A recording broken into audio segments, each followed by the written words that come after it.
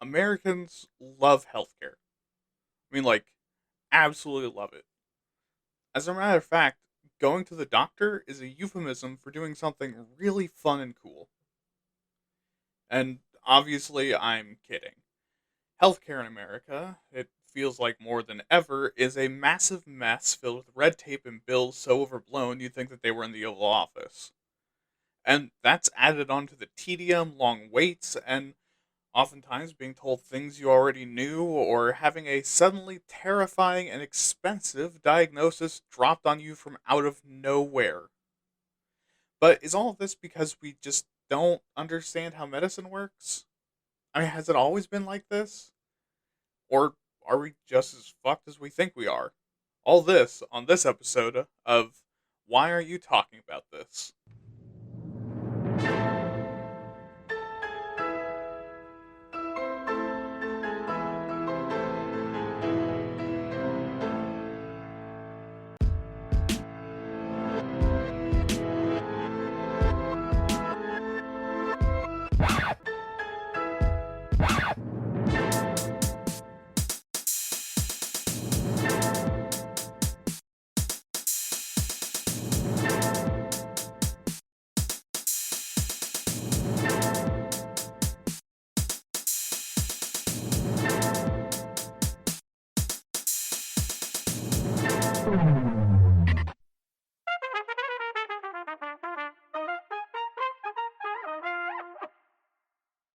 Hello, everyone, and welcome to another episode of Why Are You Talking About This? I will be your wrong degree having guide through the American medical system today, and also be explaining why the AMA are a bunch of bastards. That'll be less offensive in a bit, but until then, it means the world to have my voice echoing through your ears as you test to see if your tinnitus has gotten serious enough to go to the doctors yet. And the answer is yes. Yes, it is. Make sure to continue to stream, like, share, download, and spread the show in any other way you can. We're moving really quickly towards the 1 year anniversary of the show, and holy shit, that really does feel way too close for comfort. Also, make sure to send in emails for that 20th episode when I go through my past episodes and talk about places where I fucked up, got things wrong, and read your emails for some insights. Not just into where I got wrong, but also for some more information that people who know 10 times more than I do can provide. Oh, and I am also thinking about things to add to the show for next year, so I mean, if you have any ideas, please send that in an email as well. I'm already looking at maybe doing a Patreon or doing some videos, but I'm not sure yet. With that, let's get on to the show. So, we're talking medicine today. And while that sounds like a very big topic, and trust me, it is, and you can look at the time of the episode, we're mostly going to be focusing on medical systems today. So while we're going to cover stuff like the history of medical care, we aren't going to go too crazy. But to start, we should first describe the kinds of medicine we have nowadays. And modern medicine can be broken into three types, being allopathic, osteopathic, and alternative. So, allopathic medicine is a system of medical care, medications, and treatment that rely on and are backed up by clinical examination, diagnosis, and the defining of and search for signs and symptoms before a treatment is performed. And this is the dominant system you see in America, especially, and is what we would call Western medicine. Allopathy is also highly specialized with 24 different specialties that, for the fucking life of me, I couldn't find listed in their entirety, but includes things like immunology, anesthesiology, internal medicine, genetics, neurology, nuclear medicine, which is like nucleus, not like uh, the fucking radiation, OBGYNs, emergency medicine, family medicine, preventative medicine, radiology, and surgical medicine. Now, if you want to know what the other 12 are, good luck finding them, and you're probably either going to have to talk to a doctor or you already are one, in which case, email the show, please. Um, I assume also some of these would include stuff like bone medicine, foot medicine, boner medicine, and like pharmaceuticals, but I'm not gonna guess 12 fields of medicine to pull out my ass like I'm an asshole doctor. Okay, so the benefits of allopathic medicine is that it is really good quality treatment and is extremely reliable and effective because it's been tested scientifically literally billions of times a day.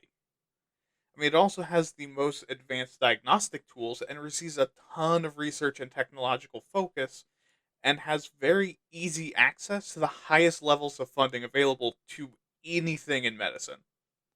So it's an absolute juggernaut as far as treating and curing illness, injury, and disease is concerned. However, there are also problems. Because, sure, it fixes what's medically wrong, allopathic medicine is very, very focused. I mean, each specialty is highly focused on their own field, and because they're scientists and also doctors that took an oath to not hurt you too bad, they're not going to risk hurting you even more and also being wrong and getting bullied at the next super secret doctor meeting, and will instead send you to someone else that can treat you better. And this field also doesn't necessarily address underlying issues, putting that instead on you. Yeah, like for example, if you keep breaking your arm, an allopathic doctor will fix it and tell you, hey, maybe don't bash it with a goddamn hammer next time, okay? But they aren't going to take the hammer out of your hand because that isn't their focus. The bone doctor fixes bones. It's not that they don't give a shit about you, it's that they don't know why you're bashing your arm with a hammer every 2 years to the exact second, and it's not within their knowledge base to fix that. Now, also, this field of medicine, because each one of its healing options has the power of Blessed Allah's left testicle, they have higher odds of unexpected side effects. And because they're already powerful, and also, yes, your mom was right and you're a special little snowflake, and your DNA is entirely different from any other humans, the odds that your specific biochemistry doesn't mix right is pretty fucking high. Added onto that is when allopathy fucks up, it fucks up bad.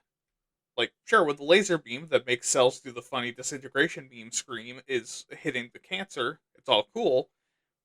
But if someone fucks up, suddenly you're getting a laser beam meant to turn DNA into RNA directly to your very juicy, not laser proof organs. Or for an easier example, if your surgeon says, whoops, best case scenario, they're going to open you back up again in about 2 weeks to pull out his wedding ring. Okay, so if that's too horrifying for you, we also have osteopathic medicine. Now, unlike alternative medicine, something that a lot of people think that this is, you can get real degrees in osteopathic medicine that, actually make you a doctor. And if you're offended, go lick a rodentite shaped like my weird, sharp, red, pink cock and swallow some essential oils. But this philosophy of medicine is focused on a whole person approach and overall wellness. DOs are just as well trained as an allopath, and oftentimes there's a lot of respect between the two professions.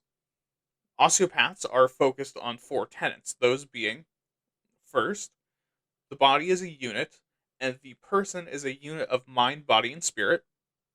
Second, the body is capable of self regulation, self healing, and maintenance. Third, structure and function are reciprocally interrelated. And fourth, rational treatment is based upon understanding these principles. Which, weirdly enough, these four tenets are actually pretty close to all my weirdo witchcraft shit.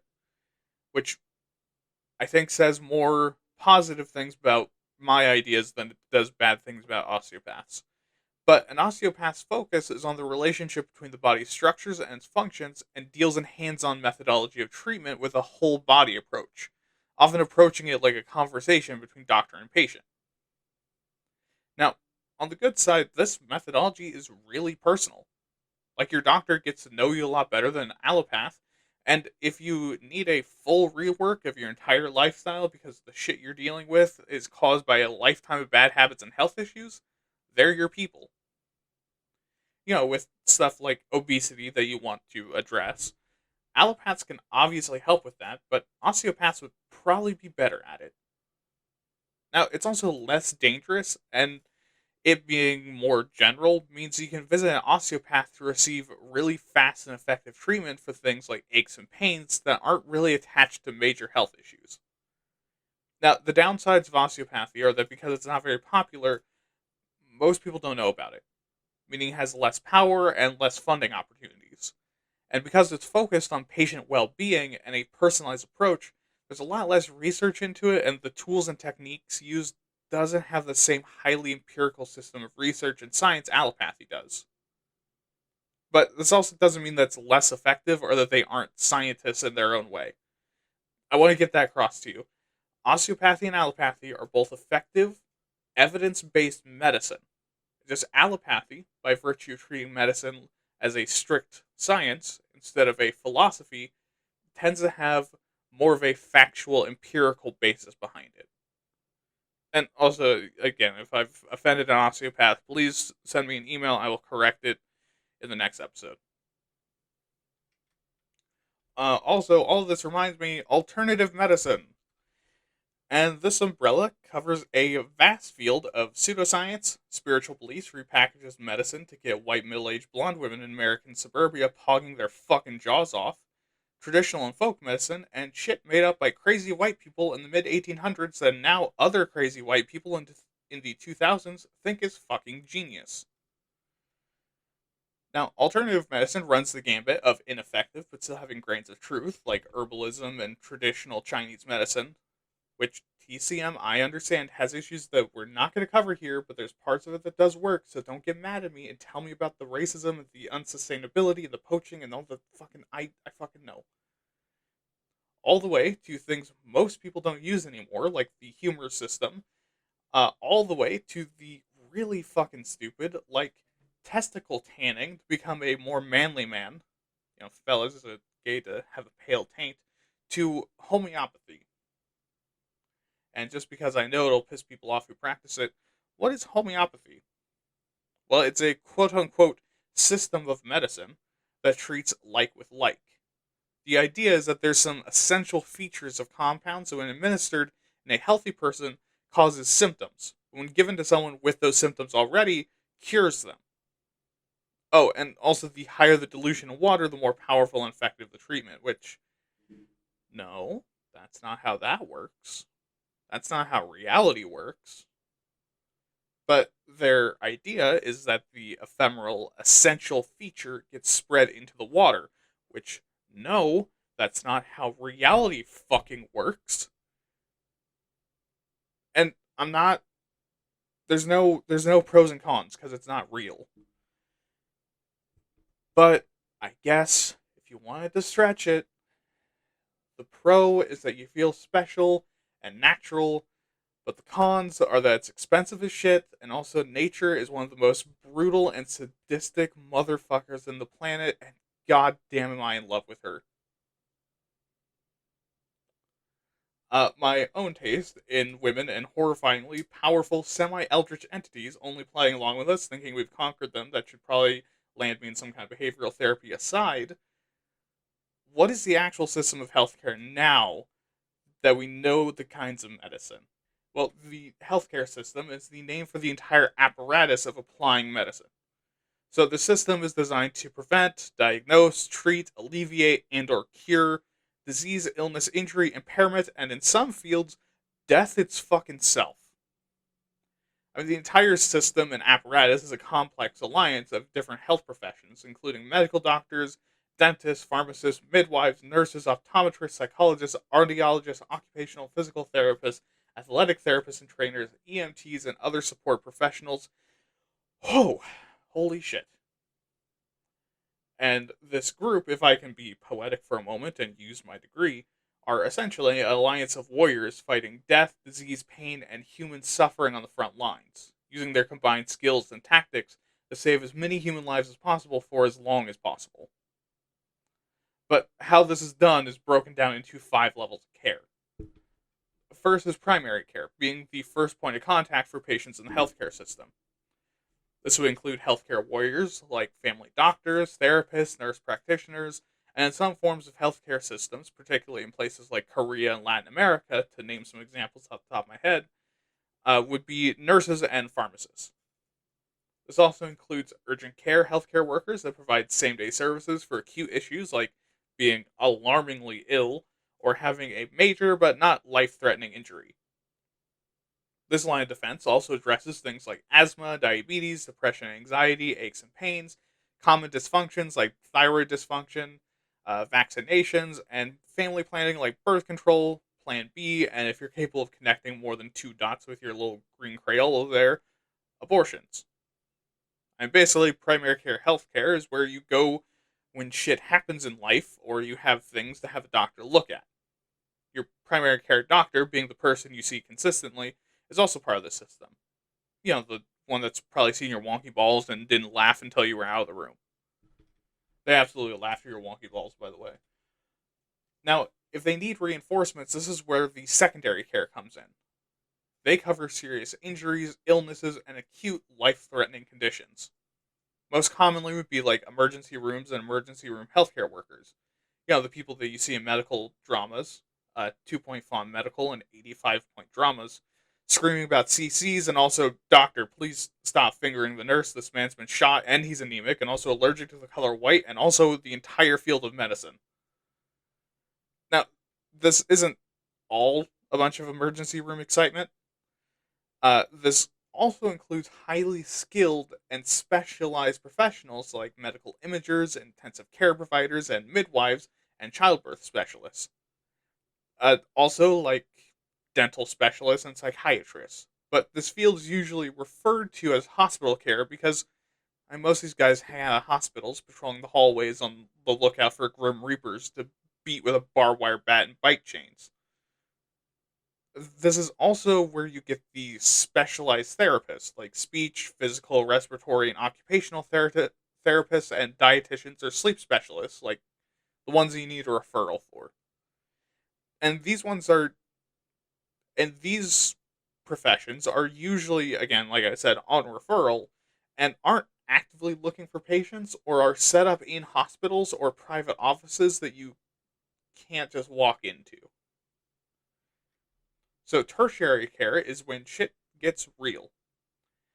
These are the professionals you call in when you need specialist consultation or referral from healthcare providers. This would include medical investigators, cancer specialists, surgical specialists like neurosurgeons and cardiac surgeons, cosmetic surgeons, newborn care, and really complex medical interventions like things that require a lot of different kinds of doctor. So, if you go to your normal doctor and he takes a look at your funky nutsack and then refers you to someone who then refers you to someone else, time to start getting worried. You have just hit the level of healthcare that are to doctors as doctors are to us. Palliative care is also included here, being a form of medical care where it's now or hospice, and would include further stages of cancer or heart failure, where the point is to relieve your symptoms and make you comfortable, but you aren't guaranteed to die. So, yeah, get worried about those funky fucking balls. Quaternary care is extremely advanced levels or highly experimental medicine, which includes diagnostics and surgical procedures that are very rarely used and might be things even doctors don't know about. And these are extremely expensive and also hard to access because you basically need to do this. Go to your primary care doctor because you notice your ball sack is growing a face. Your doctor refers you to a specialist. That specialist has no idea what the fuck they're looking at and refers you to the funky ballsack doctor that has spent more years in medical school than the average person has spent wanting to kill themselves. And then that person has zero clue what the fuck is happening and refers you to the extra funky ballsack doctor, which, if you could piece together, is unlikely to have a specialist at that level be entirely out of their depth. Again, time to panic about your weird JMP. Sorry, Jism manufacturing plant. It's a medical term. You wouldn't get it. Okay, but the last level of care is community care, which is actually lower down on the specialization tree. See, community care is healthcare done outside of healthcare facilities, which would include food safety, contraceptive and STI protection, needle exchange programs, rehabilitation services, including both drug rehab as well as injury rehab clinics, assisted living and home care, nursing homes, and other social services, as well as doctors and scientists fighting things like the obesity epidemic or COVID, um, and also doctors like going overseas and opening up clinics. This is basically all the stuff that you need healthcare workers at 24/7 and can't really afford to skimp out on or decentralize. Like if primary care workers are your front lines, community care workers are like auxiliary and scout troops. Okay, but with all this in mind, sure you're twisting your comically large capitalist mustache and saying, look, this is all fine and good, but where's the part I can make the poor suffer? And, I gotta say, thank you for listening, Andrew Whitty, CEO of United Health Group. Harsh Wilberforce burns aside, healthcare is hella expensive, even taking insurance companies out of the equation. So, how do you fund them? Well, the five methods are taxes, national healthcare insurance, private insurance, out of pocket payments, and donations. But the thing is, even if I went into depth on those, they wouldn't actually tell us much. So, we need to look at the healthcare matrix to talk about funding. And don't panic, but the x axis of our little matrix here is universal healthcare versus non universal healthcare. Basically, who has to pay. And this is divided again between single payer, where someone who isn't the patient pays, multi payer, where the patient and another party pays, and no insurance, where the patient only pays. And the y axis is single or multiple providers, basically who's in charge of managing the medical facilities. And from this, we get five combinations that exist. So, first is the single provider, single payer combo, which is two healthcare models, the beverage and the Samashko models. The beverage model, and okay, it's a British name, it's Beveridge. Beveridge? Beverage? I'm not, yeah. Okay. Anyways, the Coca Cola model is that the government pays for healthcare through income tax payments, and the Shimashko model, sorry, I'm not Russian, is that medical care is a portion of the national budget and is therefore essentially free. And under these, you can go to any doctor for any amount of money, and the government will pay for the treatment, and you aren't on the hook for any of it. Second is multiple providers and single payer. This is a national healthcare insurance plan where there's a big Scrooge McDuck pool of money used to pay for all medicine and treatment in the entire country, using a variety of funding mechanisms, but leaning on multiple income sources and allows for private medical providers. So instead of the government essentially owning the healthcare system, the healthcare industry sends Daddy Sam a bill when they're done with you. And you really thought you escaped Father Samuel, didn't you? All right. Third is multiple provider and multiple universal payers. This is often called the Bismarck system, where people contribute to a national medical fund to pay for healthcare. And while this would be overseen by a governing body, it's not government controlled. Meaning the government tracks the number, and that's basically it. Yeah, this one's a little weird, but it was tried out after Germany got punched in the teeth at Versailles, and their entire economy turned into a dog turd smeared into grandma's white rug. So give them a little benefit of the doubt. Don't give Germany post World War One a little bit benefit of the doubt. I just don't do that. Don't give them anything. Uh, Fourth is multiple provider and multiple non-universal payers. This is the idea of private health insurance, where private companies create a pool of money for treatments that they pay for by charging their customers essentially at a subscription-based premium. And finally, we have multiple provider with no insurance. This is the system of out of pocket payment, where patients pay for treatment directly from their doctor with a treatment plan laid out between them and the doctor at hand. And that's it. Like you just pay for the healthcare that you need directly out of pocket immediately when the treatment is given. Yeah. Okay. And that's basically what we're going to cover in this section, so let's jump on over to the history. And once again, we start at the Stone Age. For real this time. So during this era, because the concepts of disease and illness didn't really have any explanation, most medicine became very closely tied to rituals and spiritual beliefs that connected healing plants and procedures with spiritual ones. So early on, religion and medicine were kind of the same thing. And between 10,900 BC and 7,000 BC is when we have the first evidence of the first two dental procedures, the older one occurring in modern day Italy and the other occurring in modern Pakistan. And what were these procedures? Uh, Honestly, probably tooth pulling. I mean, it's not really like cavemen were walking around with braces or had crowns in. But I'm not entirely sure. Maybe they did. Also, around 6,000 BC is the first evidence we have of the use of psychoactive plants for medical uses by Neanderthals. Which, look, you aren't fooling anyone, Neanderthals. We know why you're vaping hallucinogenic mushrooms. The same reason why people vape THC. Because it's fun.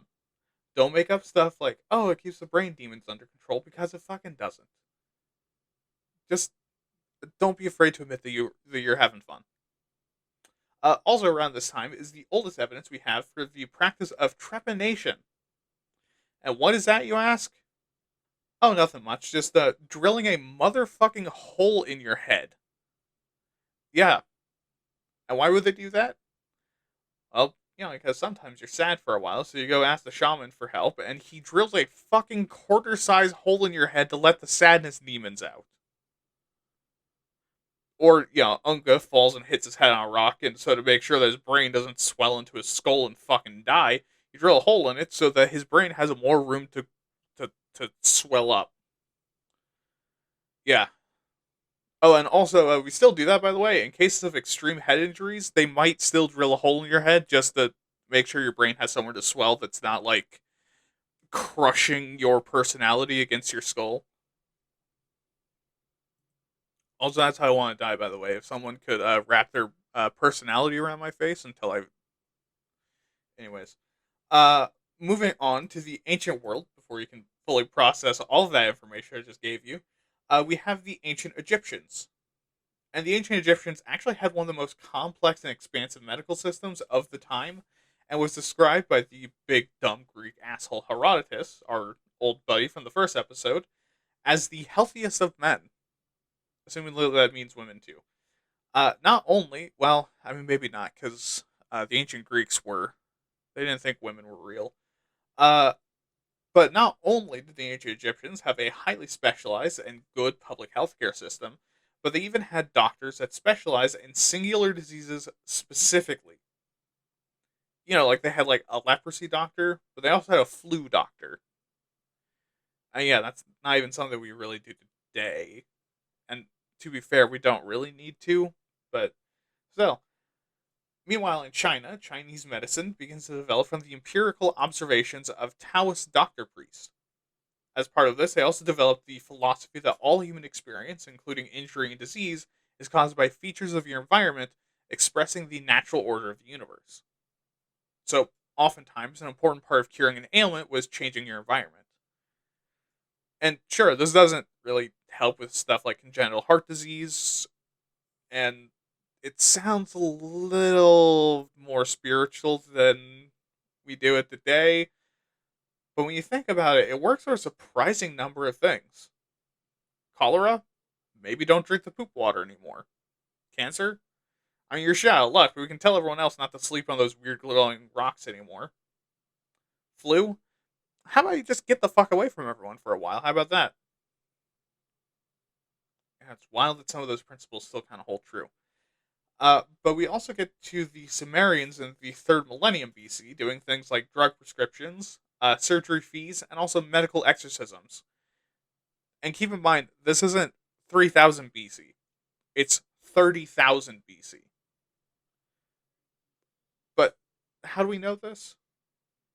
Oh, because these are on receipts that were printed onto clay tablets. That's right. This was so common that you'd write a prescription on the ancient equivalent of a piece of paper. And from this, we also know that the most common kinds of medical professionals were also spiritual professionals, being seers, exorcists, and physician priests. And by the 11th century BC, Mesopotamia had developed such a vast amount of medical knowledge that the chief scholar of Babylon, Ezek, oh shit, Ezekilkinapli, man, that was the whitest way I've ever pronounced anything. Uh, Also, I'm not going to apologize for the pronunciation, and if you're mad, fuck you, because you don't know either. Writes the Diagnostic Handbook, which, in addition to sound like the Walmart brand DSM-5, was a very long medical text with every single crumb of medical knowledge you can cram into a book in the 11th century BC. It contained everything from every known symptom to empirical data on treatment, all the way to diagnostic rules and, and medical regulations. And 8,000 years later, Imhotep would be credited with creating the foundations of the more modern but still old as shit ancient Egyptian medical system with a papyrus that included anatomical models, cures, and discussions surrounding disease and ailments. And this was later copied in 1500 BC, according to some sources, and this new version included instructions for examinations and prognosis, or determining outcomes. I mean, it's wild. They still have to wait 1,500 years to figure out how to tell someone they only have 8 months to live. What is this? America? And then continuing on to the fourth dynasty of Egypt, which is still old as shit. The first Egyptian female doctor. Oh my god. I don't think I'm pronouncing this right. Peseshet? The only other way to pronounce that in my brain is pussy shit, which I don't. I don't think that's what it is. Also, I really hope that's not someone just playing a joke on me, because holy shit, they really would have tried hard. Um, but they gained prominence and eventually would become the overseer of all female doctors, which the other way to pronounce that name is making it so much funnier.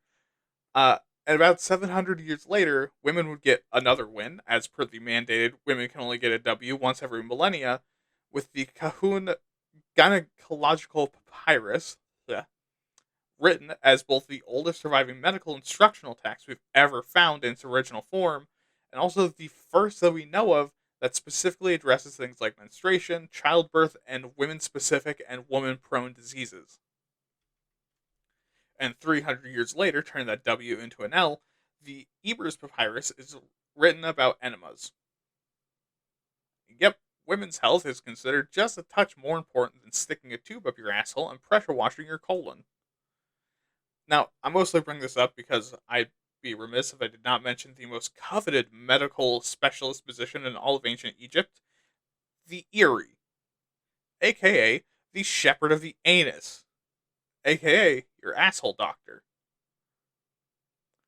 I bring this up because I want you to really think about that title. People ran around at some point in human history with the title of Shepherd of the Anus, and their job wasn't fucking people in the butt. And now, really wishing I had a transition to not be blasphemous, we have the origins of Ayurvedic medicine between 1200 and 900 BC. Whew, yeah, that feels blasphemous. And while we didn't cover it earlier, this is still a popular system of medicine today. And while it was forming, and all the way up to the modern day, it has 8 branches. Those being internal medicine, surgery and anatomy, ear, eye, nose, and throat, pediatrics and gynecology, spirit and psychiatric medicine, toxicology, rejuvenation, and fertility. And also in the east, but much further east, somewhere between the fifth and third centuries BC, the Yellow Emperor's Inner Canon is written, which serves as the foundation of traditional Chinese medicine, which, as we mentioned earlier, is still around today. And within that time frame, we also have the foundations of basically all of Western medicine, as Hippocrates, the big Greek asshole, not a dummy, lived between 460 and 370 BC. And he not only invented the Hippocratic Oath, which is still used today in some form, that doctors have to fight disease and also do no harm. But he also defined a ton of terms and created a lot of illness categories, including the categories of acute, chronic, endemic, and epidemic. And the terms exacerbation, which I'm not going to try to pronounce that any better, relapse, resolution, crisis, paroxysm, peak, and convalescence. So, I mean, he's a pretty big deal. Also, around this time in ancient Greece, much of Western medicine is being heavily improved already, such as the work of Herophilus, rough name, bud, that revolutionized anatomy by correctly theorizing that the brain is where human intellect lives, and also distinguishing the difference between veins and arteries. And also, Arist- oh, wow. And also, Aristotratus, oh man, I'm bad at pronouncing things, that worked to map veins and nerves across the human body. The ancient Greeks also developed ligature, a wide range of surgeries, tracheotomies, rudimentary anesthesia, which is as terrifying as that sounds, and also bone setting. But ancient Greece wasn't the only place revolutionizing. A ton of innovations in society and medical inventions are developing worldwide, including towards the treatment of mental illness as actual illness and not brain demons, something we forget about later, disease control, and disease prevention. But going back to ancient Greece, we have the development of the humor system and the life of Galen of Pergamon, a medical legend in his own right between 129 and 216 AD. And to cover the humor system, it's a philosophy that all human health and illness is rooted in four fluids: blood, phlegm, yellow bile, and cum. No, sorry, black bile. And sickness meant that these things were out of balance, and he could tell what your balance was not only by your symptoms, but also like reading your palm and what your natural state of being is. Are you a calm, even-tempered person as an introvert? Well, you're naturally phlegmatic. Are you moody, anxious, depressed introvert? Then you'd be me, but you're also melancholic, which is tied to black bile. Are you a talkative, carefree extrovert? Then you're sanguine. Are you an aggressive, impulsive extrovert? Then you're choleric, which is yellow bile. And beyond the system, Galen also performed a ton of experiments around blood and the heart, and also advocated for medical dissections against the taboo of the time. And Galen's work serves as the foundation of much of medieval European medicine. And now we get to Rome. That, like the Greeks, because they have to steal everything, invented a lot. They designed a ton of surgical and gynecological instruments, which were probably initially some kind of weird sex thing. Also, the Roman doctor Dioscorides nuts, wrote De Materia Medica, which included over 600 herbal cures for ailments and a ton of information about disease.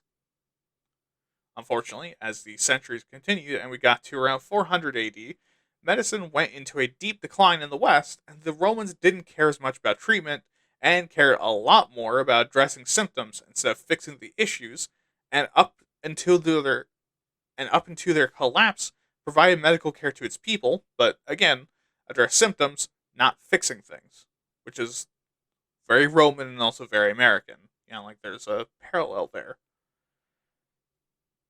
But after the fall of Rome, seeing all this cool knowledge just sitting around without any owners, both the Byzantines and Muslims took up preserving the knowledge of the ancient Greeks and all the shit that they managed to catalog. And these two groups also took to building off of each other's works and developed a system of hospitals and even medical triage. However, towards the late oh boy. However, towards the late Umayyad Caliphate, being around the mid 1700s, a desire for expansion and conquest overtook the focus on medicine. With the belief that God would provide cures for all disease, kind of making medicine feel obsolete. Luckily for medicine, by 750, the Abbasid Caliphate overthrew them, and the Abbasid made up for lost time, rapidly developing Islamic medicine and made mass translation efforts of Greek medical texts. And this forced doctors to begin implementing and adapting these ancient ideas and testing the theories of ancient medicine. And they were also heavily influenced by and influenced Indian, Persian, Chinese, and other medical practices. And all of this resulted in the development of what would essentially become modern hospitals, which was then copied the world over. Of course, being terrified of Muslims, as white people often are, the Europeans refused to be outclassed. So by the 9th century, dedicated medical schools began to open up in Europe, and universities dedicated themselves to training medical professionals. But even as Europeans were doing this, the Islamic world brought us two very important figures: Muhammad ibn Zakaria al-Razi and Ibn Sina, both people we talked about in the science episode. Muhammad, in addition to helping to develop a more modern form of the scientific method, worked to distinguish diseases, most notably smallpox and measles. Two diseases that create infectious red bumps. And Ibn Sina, who is known as the father of medicine, wrote the Canon of Medicine, which became the standard text to use across both Islam and Christendom. But, let's not get too up our own ass about human medical accomplishments, because very much like nature is beginning to do now, the natural world decided to humble humanity in the 13th century with the Black Plague. Starting in Asia with the conquest of the Mongols, the disease followed trading ships to Italy, where it then spread across Europe and the Middle East like the newest TikTok trend, and killed a third of all people living in those areas, like the newest TikTok trend. And obviously, this forced the question of public health and well-being into the spotlight and introduced concepts like quarantine and passports. But a lot of the work done to help the sick were occupations like grave diggers that would transport corpses away in carts, religious groups who were religious, so they were actually helpful at this time, actual doctors that took the Hippocratic Oath and became plague doctors, and uneducated, unoathed plague doctors. Yep, you did not need a practicing license. You could just dress up like a crow with a leather kink and start telling people to strap a chicken to their thigh to prevent disease. Which was, yes, an actual cure at the time. The idea being that the disease would see two options: one of God's chosen people, a fucking chicken, and would decide, fuck it, I'm going into the chicken. But after the plague, in addition to a lot of changes in labor and the development of mercantilism, came to a new effort towards medicine. Into the Renaissance, a major effort emerged to translate medical texts into Latin, because that was the language of science at the time. Around the same time, Catholic women began to work as nurses and other healthcare providers. And why was that? Well, because the idea of Catholics at the time was that doing good works in God's will on earth would mean you get a go to heaven free card. So early nurses began to look a lot like nuns because, by and large, they were really the same thing. The Protestants, however, being the Catholic contrarians they are, apparently the train also hates Catholics, fought against this and closed hospitals, nunneries, and nursing facilities like the digital age closed Blockbusters. Now, if you see a problem with closing every fucking hospital and nursing facility, you were thinking way far ahead of the largely Protestant English. This fucking crayon munchers. So, retrospectively, England reopened a number of hospitals, but forced women to be nurses rather than nuns. Although they didn't really change the uniform that much. Which is why the traditional nurse uniform looks a lot like nun robes in a way. Holy shit, train, shut the fuck up. But back to medical advances in 1628 with the publishing of William Harvey's Exercatio Anatomica de Motus Cordis et Sanguinis and Animalibus, which, if I pronounce that correctly, I might have summoned a demon, correctly describes how and why blood flows. Fuck, that was not worth that effort for that one line. Anyways, what the fuck ever. In 1870, not fucking 1877, Jesus Christ. In 1677, Antony von Leeuwenhoek creates the first microscope and finds microorganisms, calling them animalcules. Which, think about that shit. We've known about microorganisms since the late 1600s. That blew my fucking mind to learn. But after this, treatment of illnesses, diseases, and injuries moves away from the spiritual and religious realms and more into the realm of science. And the 19th and 20th century is also when we enter the heroic age of medicine, when doctors are seen as almost holy crusaders against disease and unhealthiness, and were not only incapable of spreading it, but had to always, regardless of the harm or cost of the patient, save their life and treat their ills. So let me tell you, that's really going to fuck up the whole 19th century. However, in the 1830s, we also have more leaps in microorganism research, beginning with Agna- oh, Agostino Bassi tracing a disease of silkworms, fucking random, isn't it? To a microorganism. And this also includes, during this period, Theodor Schwann finding out that yeast played a major role in alcohol fermentation. In 1836, too, another Theodore, this time Fliedner, founds the very first nursing school in Kaiserswerth. Which, I mean, if you didn't know that's Germany, what the fuck is wrong with you? That's the most German name of a town I've ever heard, besides Berlin. And with these developments, a man named Ignaz Semmelweis, I'm going to apologize for all my pronunciations. For some fucking reason, the last like 2 weeks, I've not been able to pronounce a fucking thing. Uh, but he helped to reduce the death rate in childbirth significantly in 1847. And what magical cure did he do? Oh, he washed his goddamn hands. You know, doctors attending a birth and touching a woman right in the pussy should not have grody fingers from poking around a man's gangrenous asshole. And doctors hated him for this. And not because they wanted women to die or because they wanted to sell more boner pills, but because of the implication that doctors could spread disease. Yeah. Oh, and also a lot of people still follow miasma theory, the idea that disease is caused by bad smells.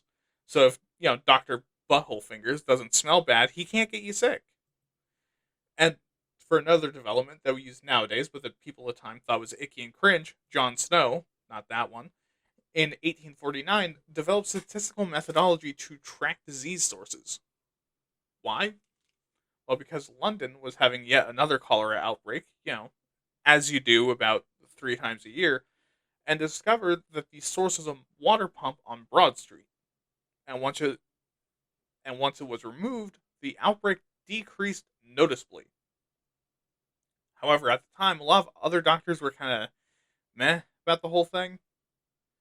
But related to medical logistics and statistics during the Crimean War, I don't know which one at this point, Florence Nightingale, who I no joke thought was an actress until I was about 17 years old, pioneers medical statistics by using patient data and outcomes to identify hospital efficiency and problems, which, after the war, causes major reforms across the world for hospitals. And in 1860, the scientists Pasteur and Davin both independently discovered new pathogens. And yes, it's that Davin, the one that created Davinization. Sorry, that's always a hard one to pronounce. Anyways, pasteurized milk finds out that bacteria can ferment butyric acid, one of your stomach acids, and that can make you really fucking sick.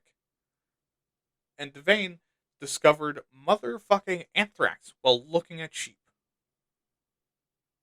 Not fucking them, like most French people. Which, hey, that's a step in the right direction. In the same year, Florence Nightingale founds the Nightingale Training School, which creates a generation of nurses that not only practice proper hygiene, but also give you much better care. Which, I mean, that's not super hard to do. It's a great advancement, but I mean, it wasn't super hard to do since around that time, nursing care was a vial of morphine handed to you from shit and blood smeared hands and a hard smack in the balls with a crucifix. And like most nursing at the time, this generation of nurses was also largely upper middle class or lower upper class women, since nursing was seen as like the noble profession for women of the day. It's like nowadays a lot of women sell real estate. 5 years later, continuing the theme of hygiene, Joseph Lister, yes, that one, introduces antisepsis to wound treatment procedures. And now we're introduced to the big boy of the late 1800s, and don't fucking laugh, his name is Robert Koch. Give you a minute to laugh, we'll say Bobby Koch over and over again like I did.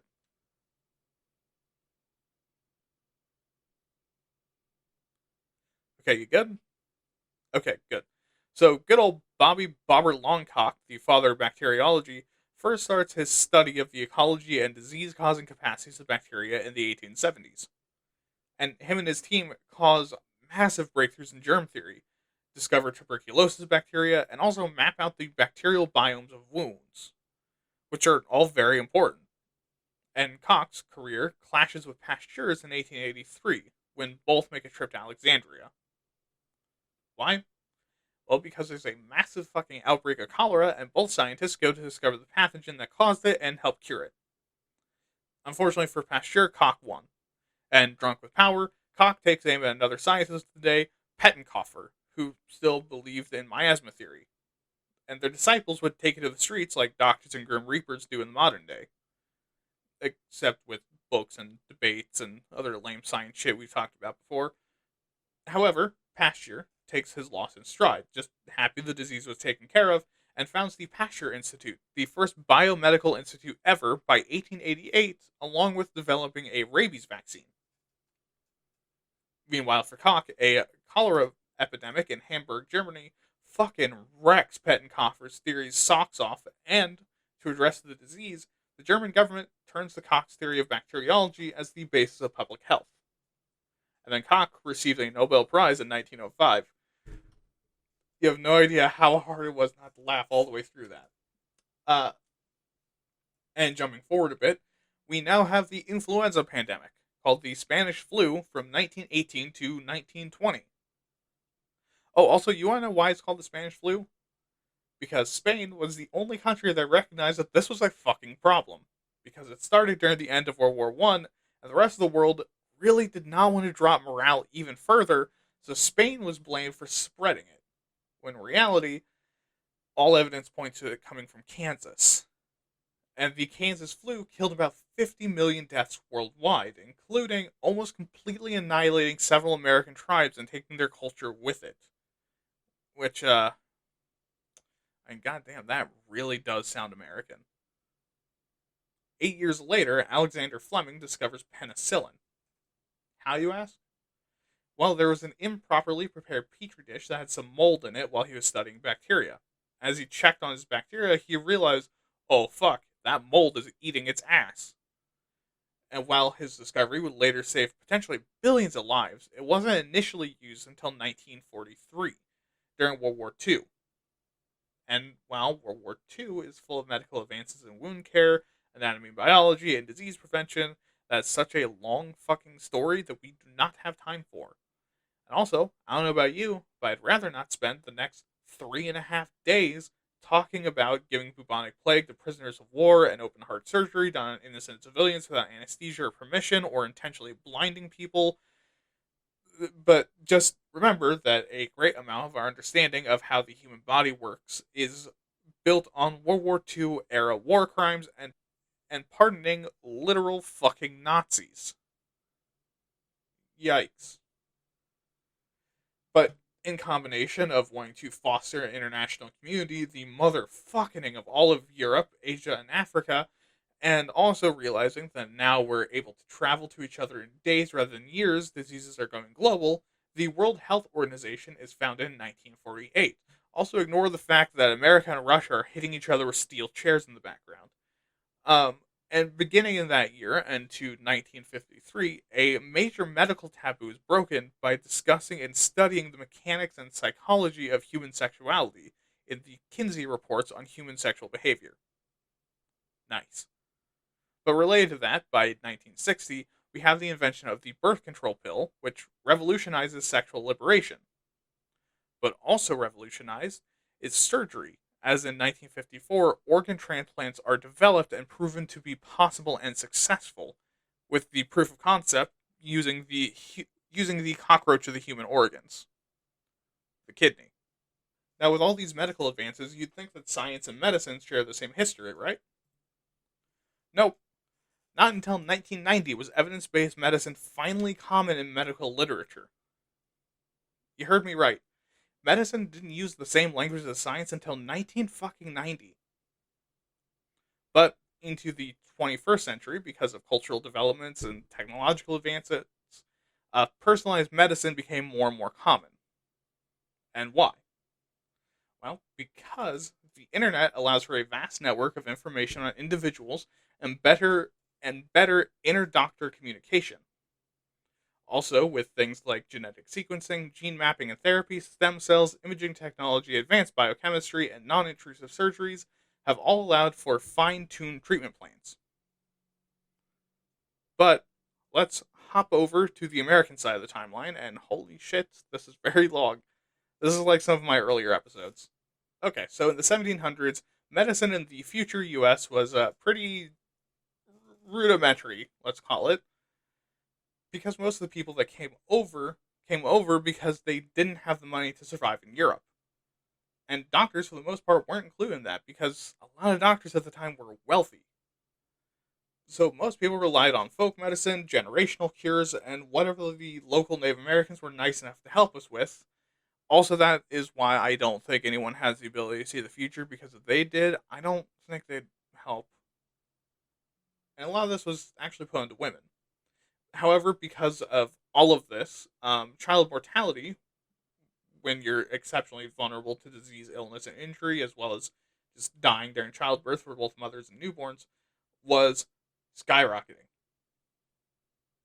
Now, because of that fact, and also because of the Revolutionary War needing the healthy soldiers and a number of diseases from across the entire fucking planet mingling into one place, the future US was actually one of the earliest adopters of things like inoculations and really, really caught up to Europe in medicine very fast.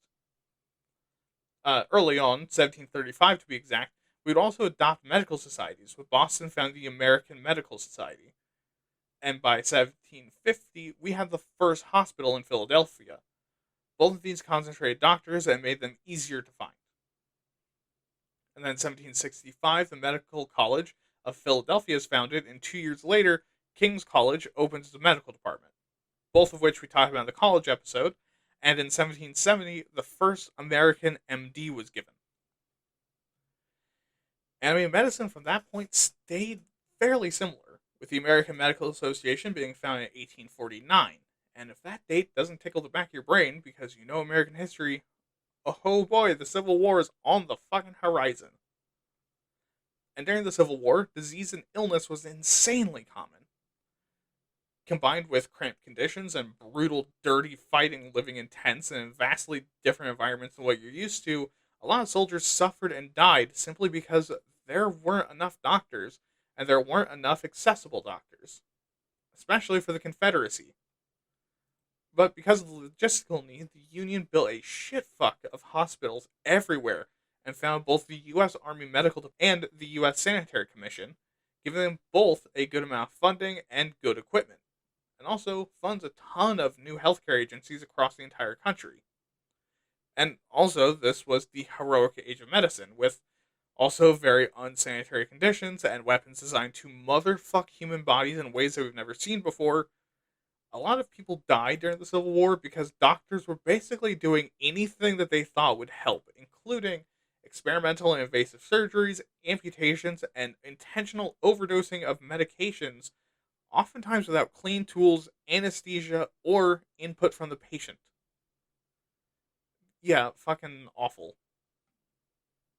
And during the war, we also had the first floating hospitals during the brutal and bloody Battle of Shiloh, creating some of the first shipbound triage, which America has used a lot of in future wars.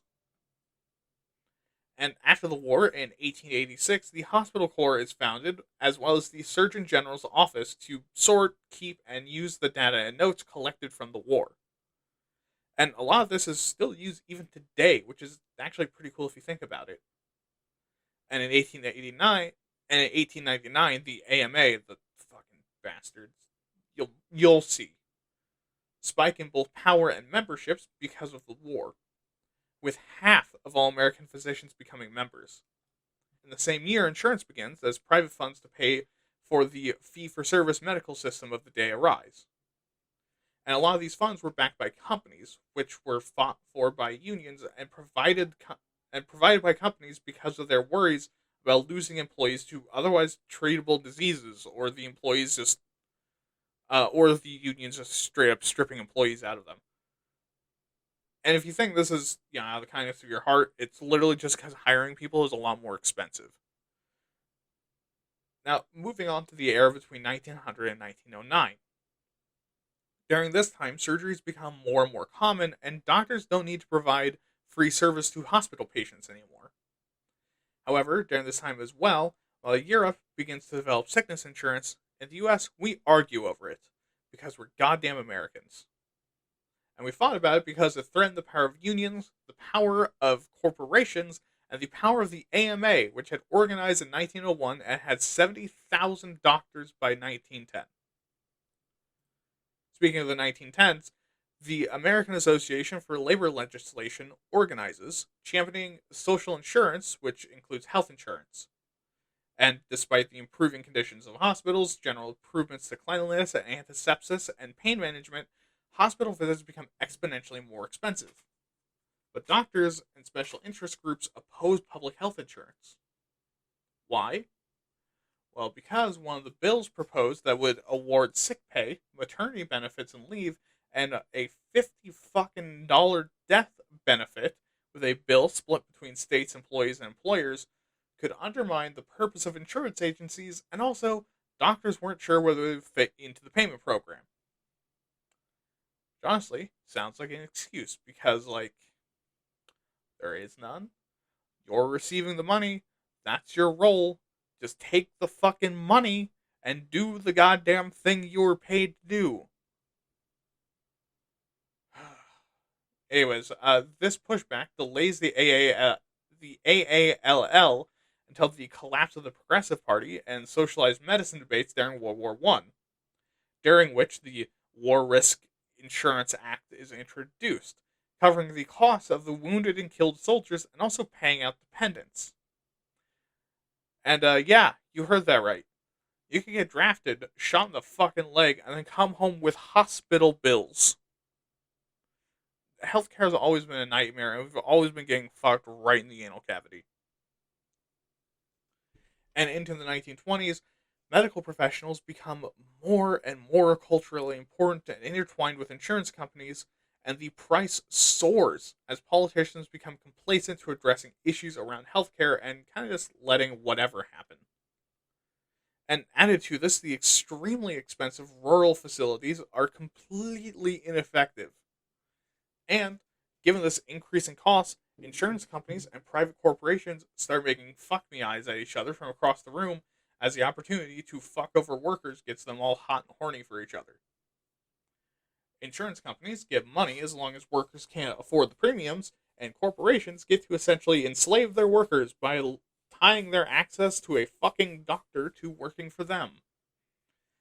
And in 1923, we have the origins of Blue Cross Blue Shield, as Baylor hospitals in Texas create a program in conjunction with public schools to give teachers health care in the form of a monthly fee.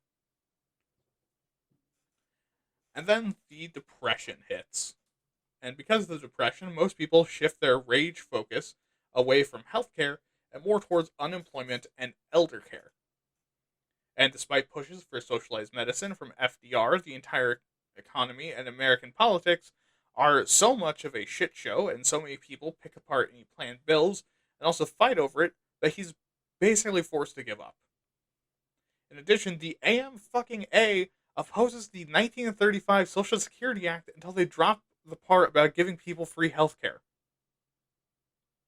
You remember that oath that your members take to do no harm and to help the sick, injured, and infirm? No? Not surprised. And despite this fighting, we get dragged into another goddamn world war that distracts us from discussing healthcare. We also get Kaiser Permanente from the war as Dr. Garfield and the industrialist Henry Kaiser, who had worked together before, set up a program to ensure 30,000 employees working on warships for the war effort in dockyards to keep them working. And with the U.S. economy dealing with rampant inflation, the 1942 Stabilization Act passes to control it by limiting pay. So companies need a new way to lure in workers, so they start to offer employer-sponsored healthcare until that becomes kind of the norm. In the next year, trying to fix medicine, the Wagner-Murray-Dingle bill, that's a real bill, is introduced to fund universal healthcare through a payroll tax, which is killed by the motherfucking AMA again. And then when Truman took office, he tried to give all Americans affordable healthcare as FDR was trying to do. But now, because of the fucking Cold War going on and the goddamn AMA again, it didn't happen. And the AMA actually introduced their own, which conspicuously included private insurance. And if I could, I'd resurrect Hippocrates and show him how they're perverting his oath and let him whoop their ass himself. Nothing like pledging to be a good person and doing everything in your power to shit all over your oath. I wish there were, like, karmic punishments for their actions. Anyways, in 1946, the Holt-Burton program passes to give hospitals and care facilities funds to modernize and also require them to give people who couldn't pay treatment. And while this decayed in 1997, a lot of hospitals are still required to give people treatment or lose funding. You know, like the oath fucking says to do. Why do you need to be punished to do the thing that you promised to do? Oh my god. Okay, anyways, following up, in the 1950s, hospital care costs fucking double in less than a decade. Hundreds of proposals are created, and all of them get shot down because insurance agencies, and apparently the AMA, are the biggest blights on the well-being of Americans since the first white person stepped ashore and said hi to a Native American. Now, on a good note, Jonas Salk invents the polio vaccine with his team in 1952 and is approved for use in 55. And then we get to the 1960s, with 69%, nice, of doctors becoming specialists, and 5% of the GDP is made up of healthcare, which is the first time that we start actually tracking it. And this is also when healthcare shortages occur for the first time, and we have just about 700 insurance companies that are fucking loving how expensive everything is, and begging its fuck slave, the AMA, to keep going. And JFK, while he was president, proposed a bill to help old people afford health care. You know, something that's very nice and absolutely has no detractors. And guess what the AMA did? Yep, shot it the fuck down alongside Congress. What the fuck even is an oath? Oh, also, bad phrasing. But in 1965, the Social Security Act passed again, laying the groundwork for Medicare and Medicaid. In 1971, during the presidency of Richard motherfucking Nixon, Edward Kennedy proposes a single-payer medical system.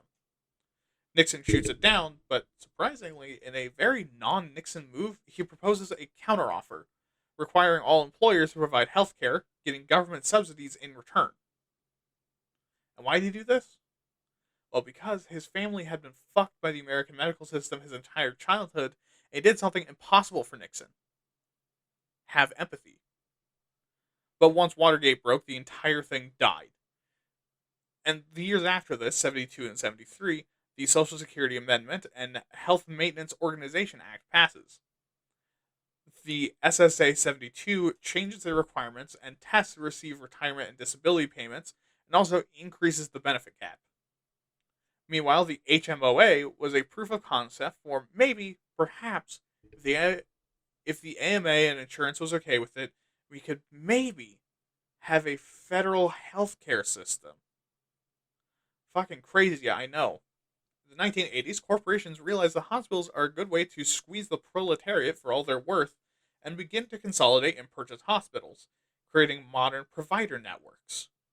which causes them to become for profit. And as if this wasn't bad enough, Ronald Goddamn Reagan slashes healthcare regulations like emotionally unstable Tony's mattress outlet. Oh dear God, why did I open a furniture store? Grand reopening sale.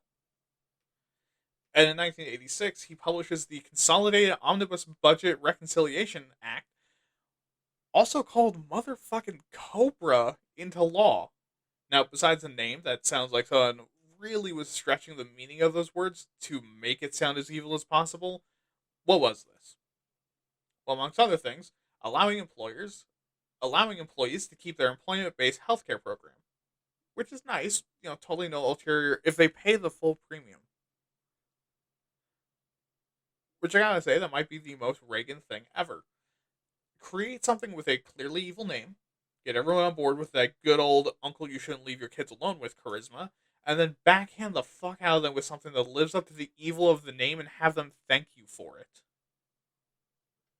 Oh, and hey, 1990 rolls around, and wouldn't you know it, but now our expenditure of GDP is 12.1%, 3.2% higher in a decade.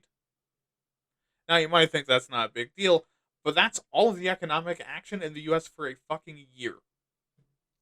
Also, employers start trying to cut healthcare costs by both requiring you to see your primary care doctor before you see the specialist you need, and also insurance companies meddle more with medicine, which isn't their fucking job. And in 1993, in order to address the rising costs and attempts to roll back your goddamn rights, Bill Overblown Clinton proposes the Health Security Act, combining the Nixon and FDR plan, the only context where those words don't cancel each other out, which combines universal coverage and private insurance. Sounds like a good compromise, right? Well, Congress didn't think so because they said it was too complicated. Pause for effect. And none of them wanted to risk pissing off the people signing their paychecks. The American people, oh my sweet summer child, no, the insurance companies. However, in 96, Clinton was able to pass HIPAA, which, as you know, gives you the right to medical privacy. That's right, not until 1996 did you have medical privacy. Holy shit. And he also expanded CHIP the next year, allowing Medicaid to be used by uninsured children up to 19 years old who otherwise wouldn't qualify. And now we're getting into the wet and wild 2000s. That is totally not a turning point for the worst in American politics. Beginning in 2003, Medicare Part D was passed by George Steele W. Beams Bush to cover prescription drugs. And for the next 7 years, healthcare stopped being a priority. I mean, who gives a shit about your health? We have people in the Middle East to be racist at, and also an economic collapse to worry about. But in 2010, Obama champions the Affordable Care Act, something that it seems like everyone was pissy about until it actually passed. And its design was to entirely reform the healthcare system, including enforcing affordable healthcare and also expanding Medicaid.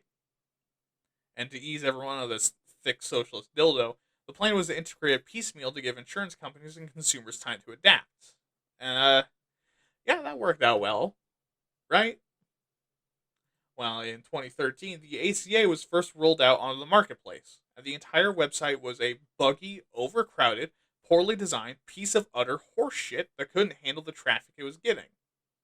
Also, a lot of southern states, because of the South loves anything, is bending poor people over and fucking them to death while telling them that they like it, challenged it every step of the way. And also, people kept taking it to the Supreme Court with accusations of it being socialist, like that's against the Constitution, and also designed to fail, like that's against the Constitution. Congress also voted over 50 times to kill it, and insurance companies really fought against it. And why? Well, because it covered pre-existing conditions, cheapened insurance, made maternal and prenatal care not a pre-existing condition. Yeah, you heard that right. They could deny you if you're pregnant, and also dropped the uninsurance rate to 8.5%. And after we got used to it, we realized that, actually, that feels pretty good. Not being worried about our insurance and, being able to see the fucking doctor to check out that mole in our ass without going into debt. Oh, and then Trump happened. And in 2017, he immediately sets to work dismantling the ACA. At first, by removing the requirement to have insurance. In response, premiums skyrocket as people drop their insurance, meaning everyone else is suddenly paying a fuck ton more. And then in 2018, he added clauses to the ACA requiring you to have a job or go to college to keep your insurance. Fucking great. And all of this, as we've seen over and over again with other things, happens at the worst possible moment. Because then COVID happens. And in addition to the ACA being dismantled, other parts of the healthcare system was rotting because corporations only care about profit and the AMA only cares about servicing Papa Insurance's micropenis, so hospitals have been getting gutted for decades while costs increase. And holy shit, does COVID expose all of that? Healthcare workers were often stranded without help, hospitals were overcrowded and undersupplied, people were paying out the ass to make sure their grandpa didn't die in horrific, unimaginable pain. Companies were trying to motherfuck everyone in the entire hospital system, and Big Pharma continued to raise the prices of medications while we praised them for creating vaccines. And all of this sparks the entire healthcare debate all over again, but this time amplifies a mistrust of doctors that we've had probably since the beginning of America. Uh, Fuck me, that this sucks balls. So let's just talk about the current state of healthcare.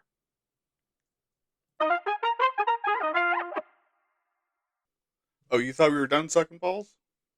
Well, there's another set coming in, and they are sweatier and stinkier than the last ones. And, as always, we're going to start with some data.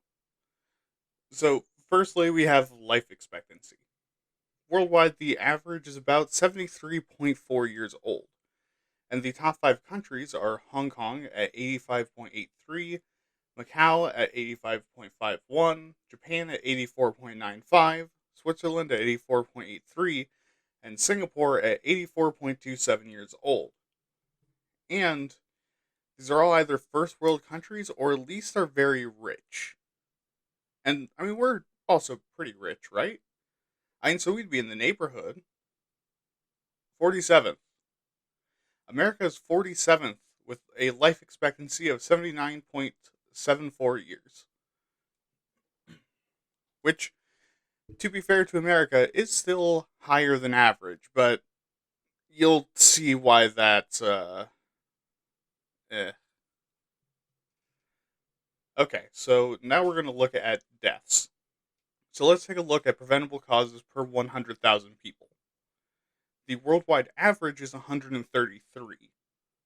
Israel has the lowest at 72, Switzerland at 85, Japan at 87, Italy at 88, and Spain at 93.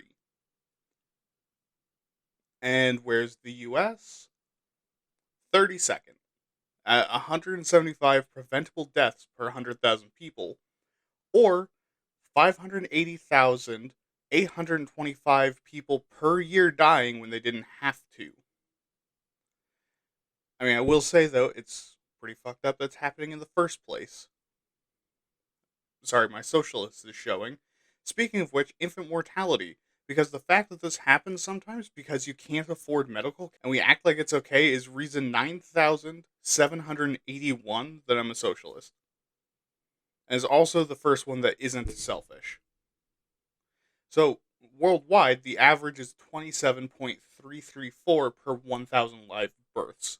And the lowest is Iceland at 1.54, followed by San Marino at 1.56, Estonia at 1.65, Slovenia at 1.76, and fifth is Norway at 1.79. And the US, we're 50th at 5.44 deaths per live birth. Alright. Let's go a little less dark. Well, a lot less dark. How many physicians are there per 1,000 people? In Austria, it's 5.35. Norway, it's 5.09. Spain, it's 4.85. Lithuania at 4.48. And Germany, it's 4.47. Gotta pump up the number a little bit to beat out Lithuania. And America is 61st in the world at 2.6 physicians per 1,000 people. Now, keep in mind with all of these that a lot of physicians are specialists, and also allopathic medicine represents most of the physicians represented here. So the lack of doctors is really felt. If you want something more general, we need to look at nurses. And not in that way, pervert. So per 1,000 people, Switzerland has 18.37 nurses, Norway has 18.01, Iceland has 15.63, Australia has 12.26, and Japan has 12.1. And for once, the US isn't that far off, being in ninth place with 11.7 nurses per 1,000 people. But in what field does the US stand on the podium for? Cost. And let's look at that. So the average worldwide per capita spending on healthcare worldwide works out to about $1,229.55 USD. And for those of you who don't know what per capita means, that is per person.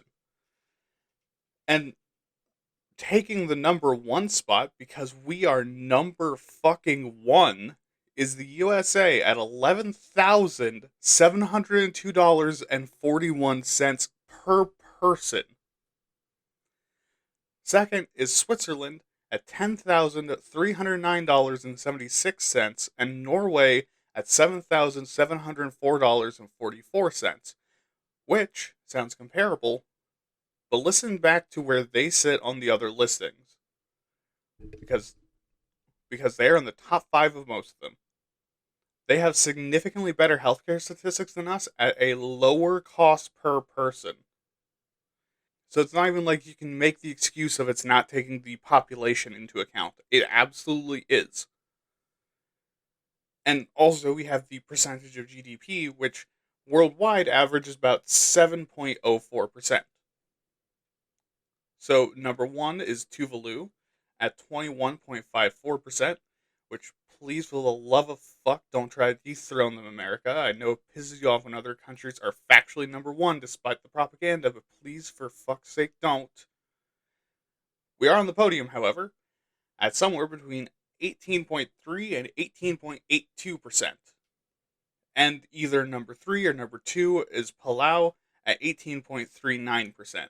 And the reason why there's such a big range for the US is that I found numbers all the way along that spectrum.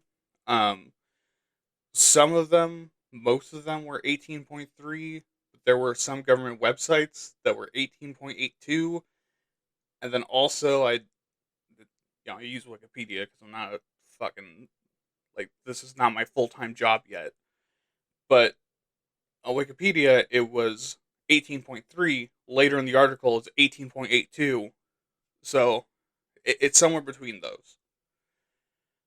But, anyways, the highest spenders worldwide are two Micronesia countries with very small populations and the self-professed economic and military powerhouse of the entire fucking Western world. And the quality of healthcare is also comparable. Because I did check Tuvalu and Palau on the same list that I use. They are close to us in the placements. Okay, so now let's talk about the glaring issues with the American medical system. With the biggest of them being America's medical debt, which comes out to $195 billion, with at least 1 in 10 adults having at least $250 in debt. And why is that second number so low? Well, because $250 fucking dollars for most Americans is the difference between being in debt and stress and barely surviving and being okay. 250 fucking dollars. Reason 447 why I'm a socialist. And as of 2019, single person households with private insurance can't pay off their medical debts, with 32% of them unable to pay $2,000 and 51% can't pay $6,000. Yet, just over half of all single people with medical debt and insurance, $6,000 would entirely wipe it out for them. Yeah, 448. Also, with these massive costs before COVID hit, there were estimations that would hit 19.7% of GDP for medical costs in about 2030. And it's 3 years later, and we're already almost to 19%. And why is this cost so high? Because it benefits the providers and insurance companies to lie to you and Daddy Sam that they are really, really in need of the money, and then point to the cool medical lasers and heart surgery charts, and also all those tasty pills your mom won't let you eat out of the junk drawer, and ask, hey, do you want to figure out how this works? As if they understand how it works, and then we shut up and fuck off instead of like talking to people who actually know what they're talking about, like doctors. I I like living here because it's a first world country and like I get a lot of freedoms and stuff and like I can talk shit as much as I want, but holy fuck are we bad at things. Okay, on to the next issue. Okay, now on to the next issue. Preventable medical errors. So about 10% of all deaths in the US can be attributed to medical errors, which makes it the third highest cause of death and is about 346,000 deaths per year. Now, the second issue, which is closely tied to this one, is a poor amenable death rate. And amenable death rate measures the amount of premature death that is preventable and treatable when we get the appropriate care. And you know the raw numbers for that. But we are at 88.7 points on the scale, which is 5 points worse than the average of all the countries measured, which is mostly first world Western countries. So, what's the reason for these? Well, and this is tied to other issues, beginning with lack of transparency. There is rampant healthcare fraud with the provider companies, the ones that literally own your doctor's boy holes, upcoding procedures, i.e., faking the procedure as a more expensive one to get more money from the insurance company. Insurance companies then raise premiums to squeeze customers more, all of which is outside the control, consent, or sometimes even notice of the doctors. And the thing is, insurance companies know this happens and they're okay with it because it keeps you stuck in your insurance plan. Because you would have to pay a higher premium to get new insurance. So they have you stuck, especially if it's an employer sponsored program. Speaking of doctors and a lack of transparency, it's also very hard to find good doctors. With no transparency on the credentials of doctors, their performance, or their accomplishments, without doing massive amounts of research, you can't really reliably trust you find a good doctor that's actually going to help you. And the only easy scores you'll find are things like staff friendliness, stars on essentially Dr. Yelp, wait time, and online reviews of the doctor's office. So, no way to tell you how good the doctor is. Now, we also have a lack of insurance because insurance is linked to your employment, and insurance is expensive as fuck. And also, the crucial part of the ACA, where you can get affordable insurance, you're shit out of luck if your job is shit and doesn't offer insurance, you're unemployed, or you work a fucking awful job but you need the medical care. You're essentially stuck there. Period. And because insurance is for profit and have you by the balls, your insurance probably isn't good anyways. It's just enough. This is, by the way, why people say insurance is a scam. I know the average age of my listenership is much older than me, so the that's what my generation means when we say insurance is a scam. Is that this system is a scam. And making it all worse, we have another medical shortage. We have an increasing demand for doctors and nurses as our population ages because baby boomers are starting to get to the end of life phase of their cycle, and no one is having babies because holy fuck is everything too expensive, and we're all stressed out, so we don't have enough people. Phone, I don't know where you are. You need to shut up. Okay. But also because of the cost of college, a lack of assurance you'll actually find work, the entire medical system going against the ethics of medicine, the shit shifts, a total lack of work life balance, an entire generation not willing to compromise their morals, body, mind, soul, and time to collect a paycheck, even a big one. We don't have many people going into medicine anymore. On top of that, a lot of nurses and doctors that have become disillusioned are also beginning to retire or are moving more and more to providing care in free clinics and other things that, you know, take the oath seriously that the AMA apparently thinks is a fucking suggestion rather than a rule, the AMA can rot in hell. Now, there are other causes as well, because on top of this, doctors aren't evenly spread across the country and tend to congregate where people can pay. Because capitalism. There's no availability on nights and weekends. The entire system is inefficient and inflexible, and insurance agencies will only cover specific doctors, meaning even if doctors can accept patients, they can't find any because they're out of fucking network.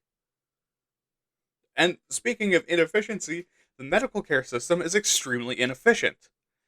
This is a combination of high levels of bureaucracy and just how the system works.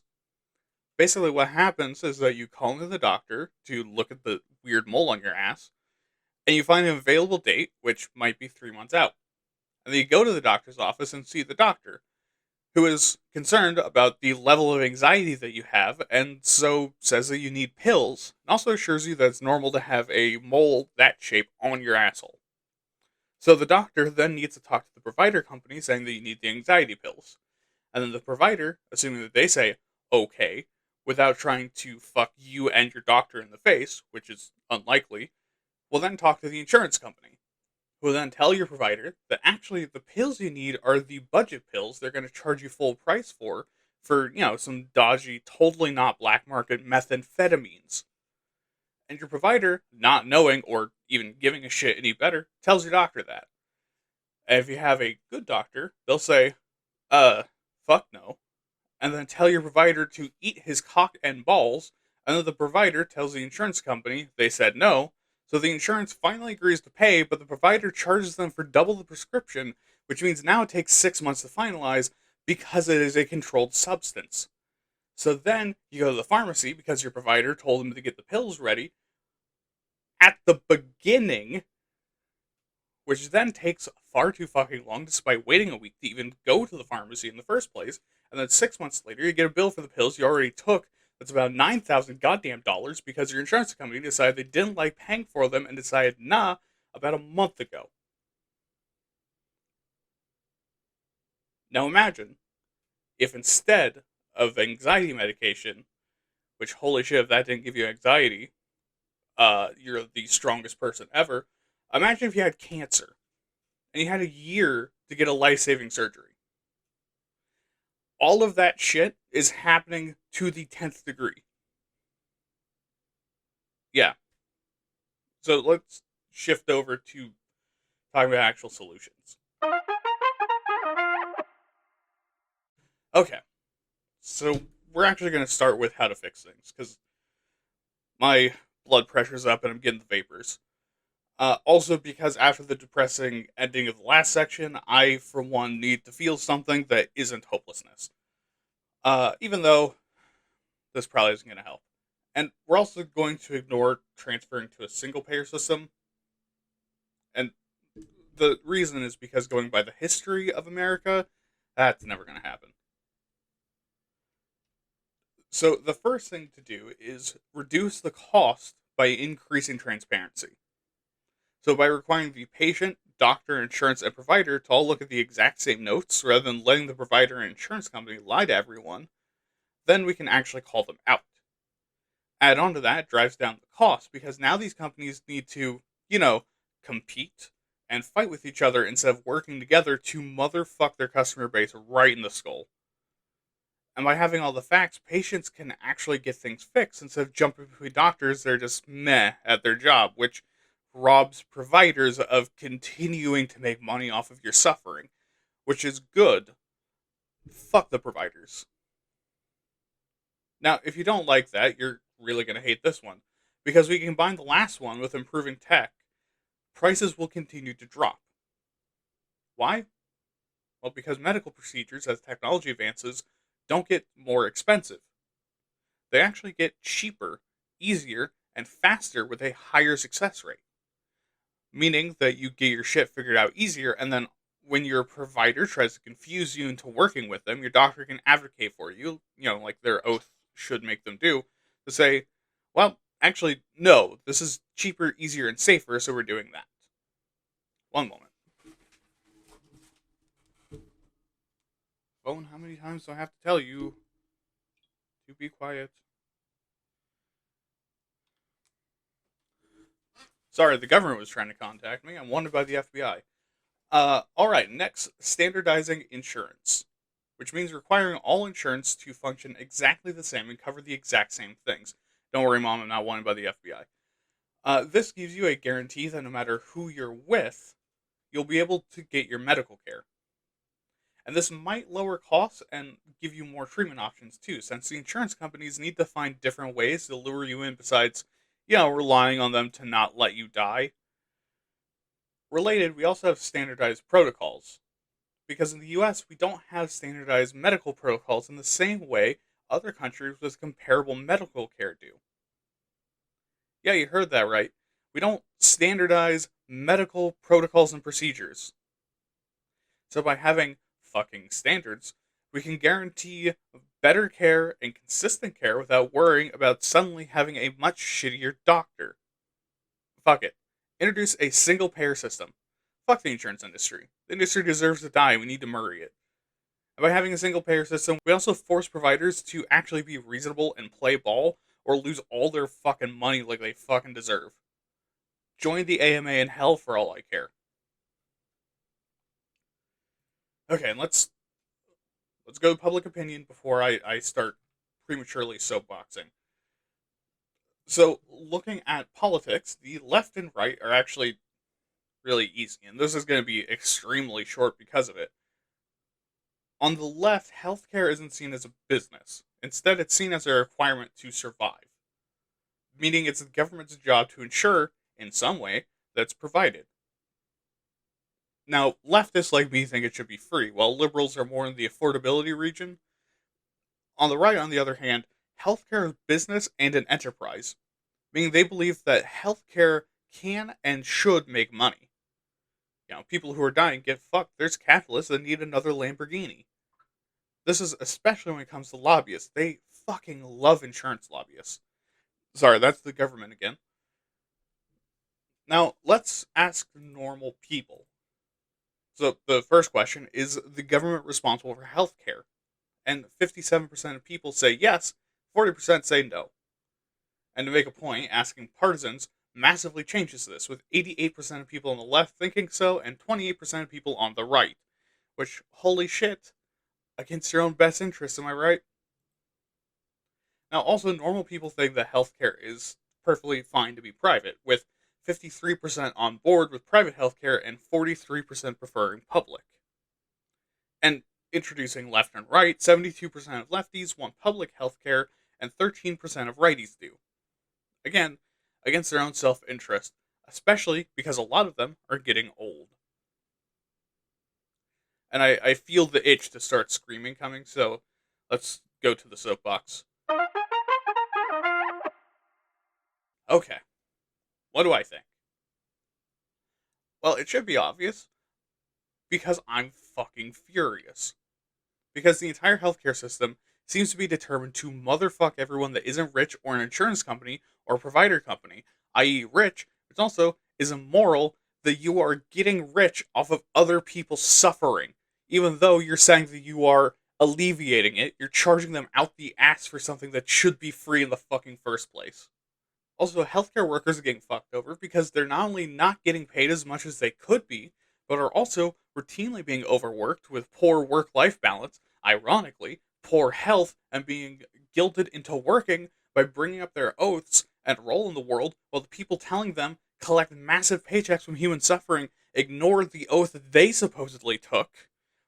Actually, you know what? I don't think the AMA took an oath at all. I think they're not doctors. Patients are fucked because everything takes too long and costs too much for service that no one is okay with the quality of, and they don't have a choice in the matter. Because what's the other option? Fucking die? And you're forced into the system and also forced to work shitty jobs. Because if you don't, you might lose your only way to afford healthcare. It's fucking ransom and everyone knows it, but no one can do anything because the people who aren't supposed to let this happen are getting paid to let it happen. You know what? Fuck it. Let's just get rid of all of them. Fuck it all. Fuck the healthcare system. Fuck politics. Fuck this fucking country getting its dick hard over the fact that people are dying from preventable diseases and going to massive debt because they're dying from an illness that's expensive. Fuck insurance and the AMA. And you know what? Fuck. Yeah, I'm not gonna cut loose like that.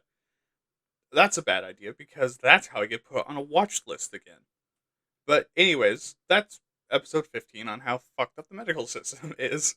I hope you at the very least learned something or got just as outraged as I am. I'm not sure if much of that, especially the end, was very enjoyable, but you know. Anyways, if you have opinions, advice on how to make this show better, hate letters, ghostwritten for medical insurance companies, fuck you ways the medical industry has bent you over, and really anything else you want to tell me, make sure to email me at waytatpods@gmail.com. That's WAYTATPODS@gmail.com. Sorry, I am exhausted now. That took a lot out of me. Also, remember to check out my other podcast, WAYTAT Nerd. I do basically the same thing, but with nerd topics like fantasy, sci-fi, role-playing games, etc. Where I hope you'll like the topics just as much. And also remember to follow me on Twitter at waytat_pods for more episode announcements. Alright, have a good night. Don't murder, have fun, and remember, fuck the AMA. This has been Why Aren't You Talking About This? I've been your host, William. Good night.